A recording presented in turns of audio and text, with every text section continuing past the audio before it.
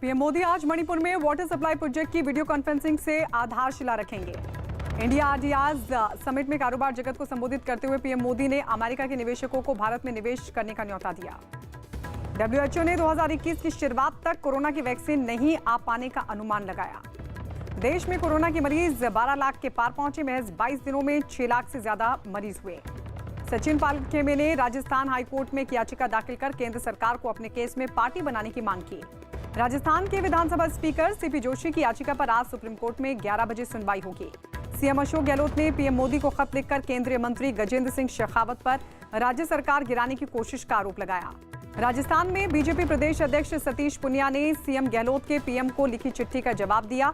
कहा, मौजूदा संकट के लिए खुद गहलोत जिम्मेदार। सचिन पायलट गुट की तरफ से सुप्रीम कोर्ट में एक याचिका दाखिल कर उनका पक्ष सुने बिना अदालत से आदेश न देने की अपील की गई। सचिन पायलट ने उन पर आरोप लगाने वाले विधायक गिरिराज सिंह मलिंगा को कानूनी नोटिस भेजा और ₹1 हर्जाना मांगते हुए माफी मांगने को कहा।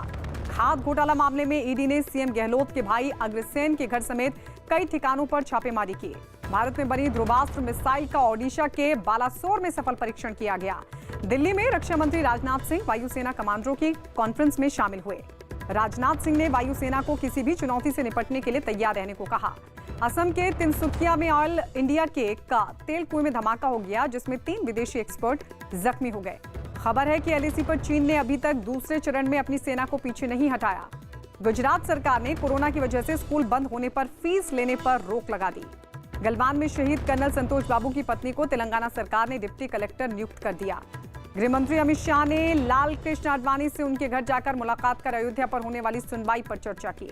रिलायंस इंडस्ट्रीज के सीएमडी मुकेश अंबानी फोर्ब्स की सूची में दुनिया के 5वें सबसे अमीर व्यक्ति बन गए। खबर है कि प्रियंका गांधी दिल्ली का सरकारी बंगला छोड़कर गुरुग्राम में रहने के लिए जा सकती हैं। दिल्ली में कोरोना से डॉक्टर की मौत के बाद सीएम केजरीवाल ने उनके परिवार को 1 करोड़ की मदद देने का ऐलान किया। सुप्रीम कोर्ट ने जरूरतमंद वकीलों को कोरोना में कमाई नहीं होने पर मदद देने के मामले पर केंद्र से जवाब मांगा। मनोज तिवारी ने दिल्ली को जलभराव से मुक्ति दिलाने के लिए सीएम केजरीवाल से सर्वदलीय बैठक बुलाने और योजना बनाकर काम करने की सलाह दी। ग्रेटर नोएडा में एक बन रही इमारत की 4थी मंजिल से गिरकर 4 साल के बच्चे की मौत हो गई। फिल्म सेट पर 65 साल के लोगों की नो एंट्री पर बॉम्बे हाईकोर्ट ने महाराष्ट्र सरकार को लगाई फटकार। कमलनाथ ने मध्य प्रदेश में बैलेट से विधानसभा उपचुनाव करवाने की मांग उठाई। शिमला में सीएम कार्यालय के एक अधिकारी को कोरोना हो गया, जिसके बाद सीएम जयराम ठाकुर ने खुद को होम क्वारंटीन कर लिया। दिल्ली की द्वारका कोर्ट ने अपहरण और कई गंभीर मामलों में दोषी सोनू पंजाबन को 24 साल की सजा सुनाई। हरियाणा बोर्ड के 12वीं के नतीजे जारी हो गए, जिसमें 80.34% छात्र पास हुए। मध्य प्रदेश में 15 अगस्त पर जिलों में कार्यक्रम नहीं होंगे, सिर्फ भोपाल में एक मुख्य समारोह होगा।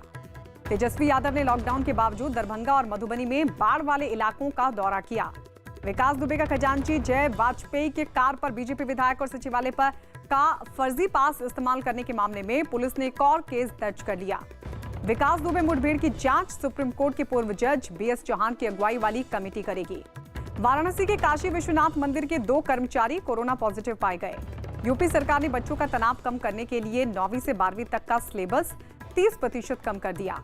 हरियाणा के कुरुक्षेत्र में एक चाय बेचने वाले पर एक बैंक ने 50 करोड़ से ज्यादा का कर्ज दिखा दिया। यूपी के बरेली से बीजेपी विधायक राजेश कुमार मिश्रा ने डीआईजी बरेली को चिट्ठी लिखकर टॉप 10 कुख्यात की लिस्ट जारी करने की अपील की। मध्य प्रदेश में मंत्रियों की संख्या पर सुप्रीम कोर्ट ने शिवराज सरकार को नोटिस जारी कर जवाब मांगा। उत्तर प्रदेश के महोबा में एक परिवार के 8 सदस्यों के साथ 41 लोग कोरोना पॉजिटिव पाए गए। उत्तर प्रदेश के बिजनौर में अवैध असला फैक्ट्री का पुलिस ने भंडाफोड़ करते हुए एक आदमी को गिरफ्तार कर लिया। नेपाल से 4,32,000 क्यूसेक पानी छोड़ने के बाद यूपी के कुशीनगर में गंडक नदी खतरे के निशान को पार कर गई।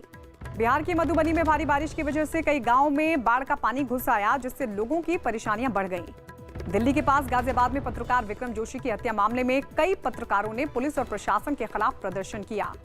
पिछले 24 घंटों में बीएसएफ के 142 जवान कोरोना पॉजिटिव पाए गए। भोपाल में शुक्रवार से फिर 10 दिनों का सख्त लॉकडाउन लागू होगा। केंद्र सरकार ने यूरोपियन यूनियन के लिए चीनी भेजने को मंजूरी दे दी। कश्मीर में बांदीपोरा को छोड़कर बाकी 9 जिलों में 27 जुलाई तक लॉकडाउन लगाया गया। दिल्ली के शकरपुर में बच्ची के अपहरण की कोशिश की गई, जिसके बाद पुलिस ने दोनों आरोपियों को कर लिया है गिरफ्तार। उत्तर प्रदेश के अमेठी में फौजी के पिता की हत्या के 5 आरोपियों को पुलिस ने गिरफ्तार कर जेल भेजा। राजस्थान में हुए 35 साल पुराने राजा मान सिंह हत्याकांड में 11 दोषियों को उम्र कैद की सजा सुनाई गई। उत्तराखंड के उत्तरकाशी में पहाड़ खिसकने से यमुनोत्री हाईवे बंद हो गया। दिल्ली के निहाल विहार में एक आदमी पर अपनी पत्नी और 2 बच्चों की हत्या का आरोप लगा, जिसके बाद उसे गिरफ्तार कर लिया गया। यूपी सरकार ने बकरीद के लिए दिशा निर्देश जारी करते हुए लोगों से घर पर ही नमाज पढ़ने की निर्देश दिए। उत्तराखंड के सीएम त्रिवेंद्र सिंह रावत ने अगले साल हरिद्वार में कुंभ मेला समय पर होने का दावा किया। जम्मू कश्मीर के कुलगाम में आतंकियों ने एक पुलिस वाले की गोली मारकर हत्या कर दी। महाराष्ट्र में पहली बार एक दिन में कोरोना के 10,000 से ज्यादा नए मरीज सामने आए। 280 लोगों की मौत हुई। राजस्थान के बीकानेर में पाकिस्तान से लाखों की संख्या में पहुंची टिड्डियों ने फसलों को नुकसान पहुंचाया। तिब्बत में देर रात 4.5 तीव्रता का भूकंप आया, जिसका केंद्र तिब्बत से 312 किलोमीटर दूर बताया गया। कर्नाटक के हुगली में एक अस्पताल में नर्सों ने उनकी सुरक्षा को नजरअंदाज किए जाने पर विरोध प्रदर्शन किया। बीजेपी सांसद निशिकांत दुबे ने सुशांत केस की सीबीआई जांच की मांग दोहराते हुए फिल्म उद्योग में लगने वाले पैसे की जांच का भी मुद्दा उठाया। मणिपुर में आज से 2 हफ्तों के लिए पूरी तरह से लॉकडाउन लागू कर दिया गया। पश्चिम बंगाल में आज एक दिन का लॉकडाउन लागू किया गया, जबकि सख्ती के लिए स्पेशल पुलिस को तैनात किया जाएगा। केरल हाईकोर्ट ने सोना तस्करी मामले की सीबीआई से जांच करवाने से इनकार कर दिया। गुजरात पुलिस ने सूरत में नकली इंजेक्शन बेचने वाले गिरोह का भंडाफोड़ किया। जम्मू कश्मीर के उधमपुर में कार के नाले में गिरने से एक ही परिवार के 5 लोग डूब गए। मध्य प्रदेश सरकार के एक मंत्री के कोरोना पॉजिटिव होने के बाद वो अस्पताल में भर्ती हो गए। तिरुपति में एक मकान मालिक पर कोरोना का इलाज करवाकर लौटे एक परिवार को अपने मकान से निकालने का आरोप लगा। जम्मू कश्मीर के श्रीनगर में आत्मघाती हमले का अलर्ट जारी हुआ। कर्नाटक के हासन समेत 4 जिलों में 2 दिन तक भारी बारिश का अलर्ट जारी किया गया।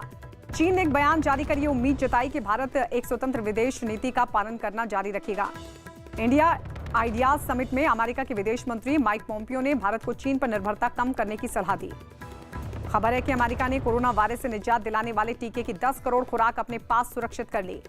इमरान खान को कुर्सी से हटाने के लिए नवाज शरीफ की पार्टी पीएमएलएन, बिलावल भुट्टो की पार्टी पीपीपी और मौलाना फजलुर रहमान की पार्टी ने हाथ मिला लिया। ब्राजील के राष्ट्रपति जायर बोल्सोनारो एक बार फिर जांच में कोरोना पॉजिटिव पाए गए। पाकिस्तान को कोरोना से लड़ने के लिए चीन 1864 करोड़ से ज्यादा का कर्ज देगा। नेपाल में 4 महीने बाद कोरोना की वजह से लगाया गया लॉकडाउन खत्म कर दिया गया। हांगकांग में कोरोना के बढ़ते खतरे के बीच सार्वजनिक जगहों पर मास्क पहनना जरूरी कर दिया गया। अमेरिका के आदेश के बाद चीन ह्यूस्टन का अपना वाणिज्य दूतावास बंद करेगा। अफगानिस्तान के गोर में अपने माता पिता की हत्या से नाराज एक लड़की ने 2 तालिबानी आतंकियों को गोली मार दी। अमेरिका के अलास्का में 7.8 की तीव्रता वाला भूकंप आया, जिसके बाद वहां सुनामी का अलर्ट जारी किया गया।